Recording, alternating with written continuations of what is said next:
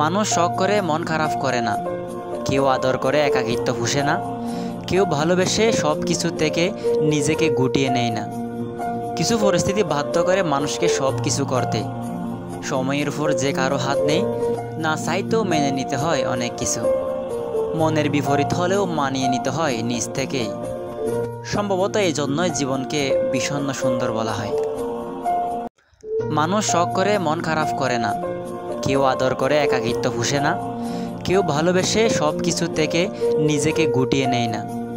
কিছু পরিস্থিতি বাধ্য করে মানুষকে সব কিছু করতে। সময়ের উপর যে কারো হাত নেই, না চাইতেও মেনে নিতে হয় অনেক কিছু। মনের বিপরীত হলেও মানিয়ে নিতে হয় নিজ থেকেই। সম্ভবত এই জন্যই জীবনকে বিষণ্ণ সুন্দর বলা হয়। মানুষ শখ করে মন খারাপ করে না, কেউ আদর করে একাকিত্ব পুষে না, কেউ ভালোবেসে সব কিছু থেকে নিজেকে গুটিয়ে নেয় না। কিছু পরিস্থিতি বাধ্য করে মানুষকে সব কিছু করতে। সময়ের উপর যে কারো হাত নেই, না চাইতেও মেনে নিতে হয় অনেক কিছু। মনের বিপরীত হলেও মানিয়ে নিতে হয় নিজ থেকেই।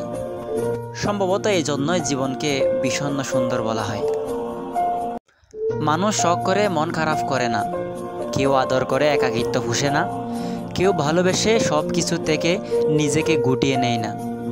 কিছু পরিস্থিতি বাধ্য করে মানুষকে সব কিছু করতে। সময়ের উপর যে কারো হাত নেই, না চাইতেও মেনে নিতে হয় অনেক কিছু।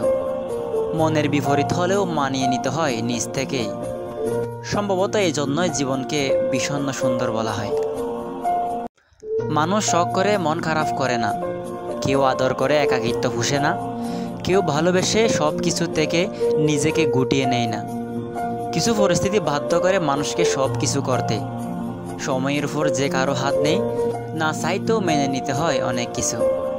মনের বিপরীত হলেও মানিয়ে নিতে হয় নিজ থেকেই।